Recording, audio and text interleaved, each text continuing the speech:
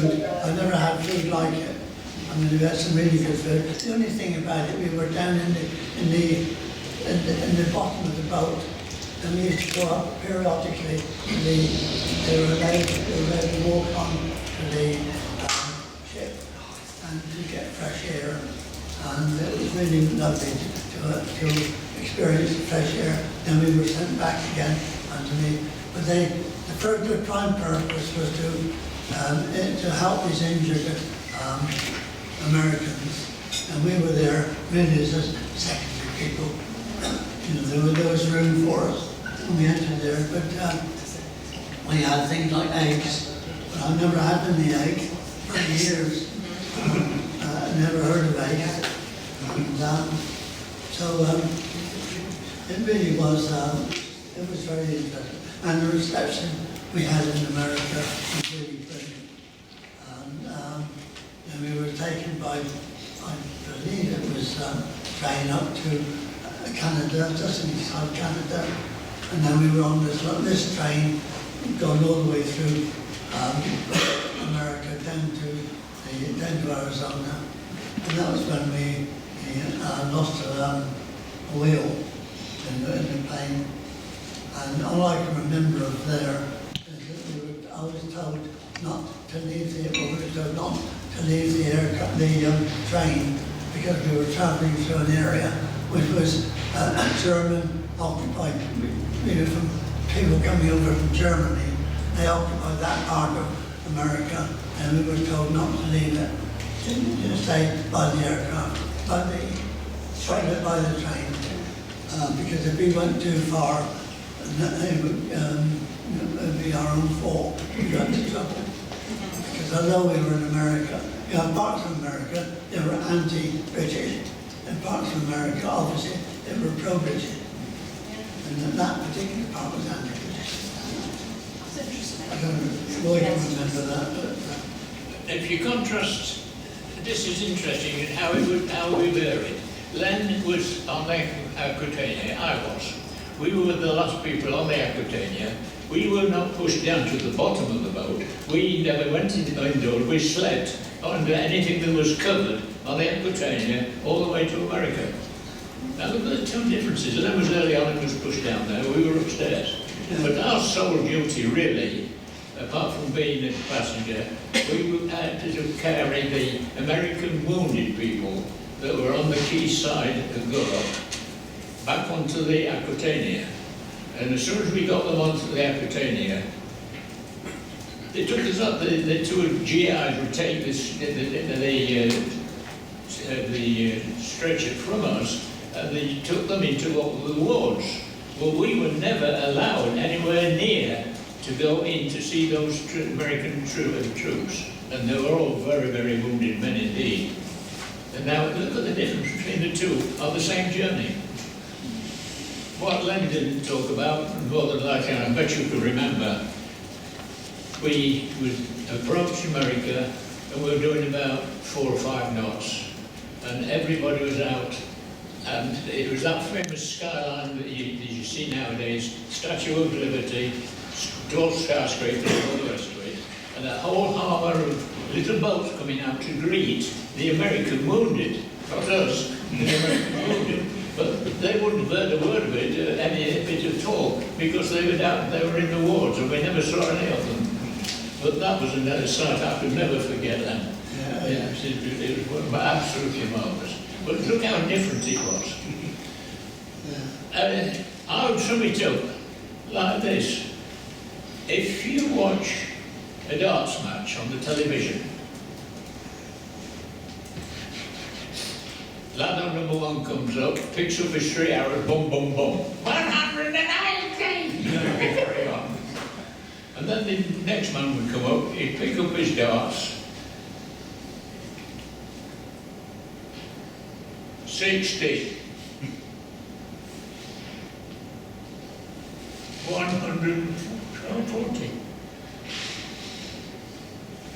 180! Now, both those men have got the same target to get 180.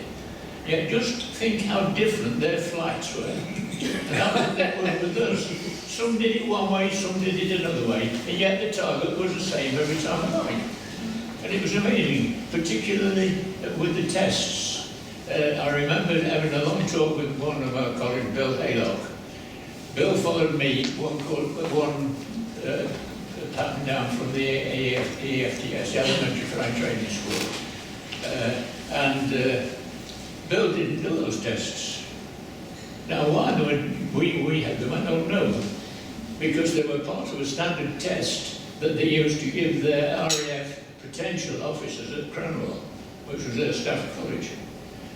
But very few other people did them. So why did we get picked out? It was just random that we got landed to do it. So right throughout, all our courses were different. And yet, as I say, I've got my record here of where we went from travelling to volunteer all the way through until I was lucky. I got offered day release at the end of the war. When the war finished, we were in Arizona, of course, when they dropped the 2 bombs on Japan. So that put paid to the war, and our training was done under lease lends. The American government would lend the British government as much money as they wanted to be repaid starting from the finish of the war. So of course that was that, there at the end of that. But the thousands of men had been conscripted for the forces. Now they couldn't let them all go back into City Street all at once, it couldn't be done. So they took the policy, first in, first out. In other words, the people who were first recorded for conscription were the first to be released. Now that started in 1960, 46, 61. They're about, well, look down, 46. That started in January 46. Now, it crossed somebody's mind that there was millions of people, these men, all kicking their heels in the Army, the Navy and the Air Force, who were skilled bricklayers, load joiners, plumbers, what have you, who were just kicking their heels waiting to get out. Jerry had been knocking us about a bit, and we want some rebuilding doing. So why not let them come out early? They called it Class B release. And if you was down in their records as being a joiner, a bricklayer, whatever you, they offered you early release, provided you came back into City Street and stayed at bricklaying or whatever it was until your normal time of duty came out. Now, I was down as an engineering structural draftsman, so they wanted some power station building, and I got out on grade B release. And they gave me 4 hours to make my mind up. 4 hours to make my mind up.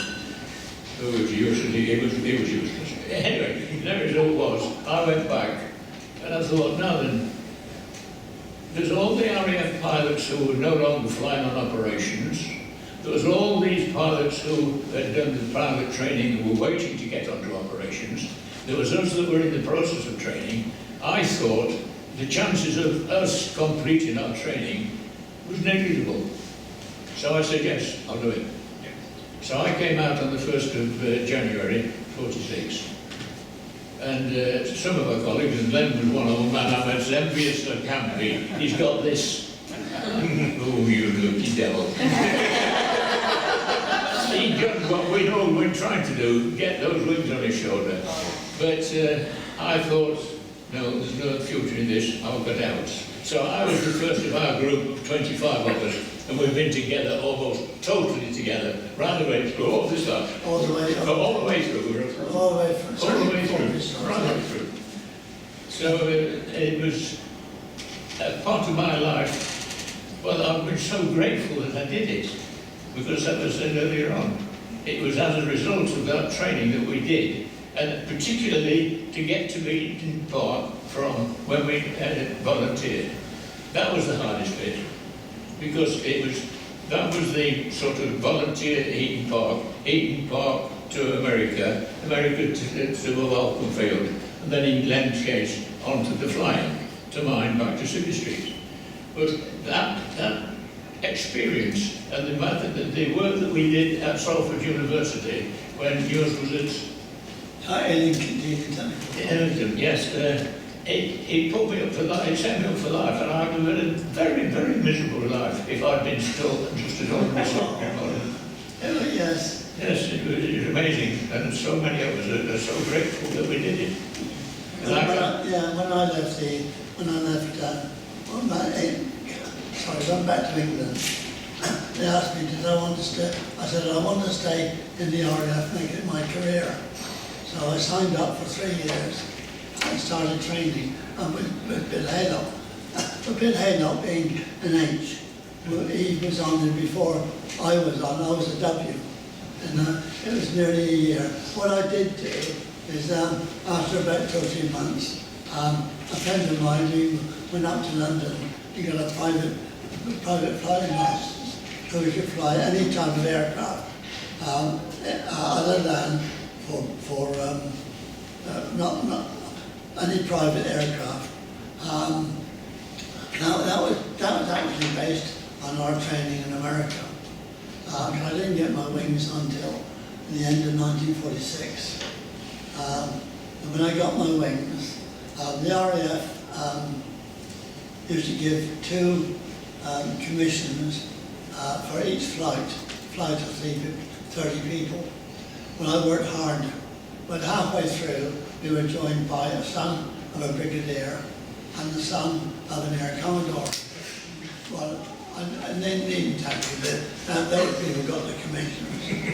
The brigadier's son, well, I think he justified, but the air commodore's son was dreadful. You know, he was 6 foot 7 1/4. You could hardly get in the air. I almost leave him in. Anyway, I got my wings. I was for about a year. All I did was training aircraft, and I got so fed up, I decided to leave. I came back, and in a series of events, I qualified as a solicitor, which is a different story.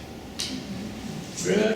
I'm just going to concentrate interrupting these gentlemen, because I know this is what we just really all want to hear. We have got a couple of other things just to squeeze in, and then we've got lunch.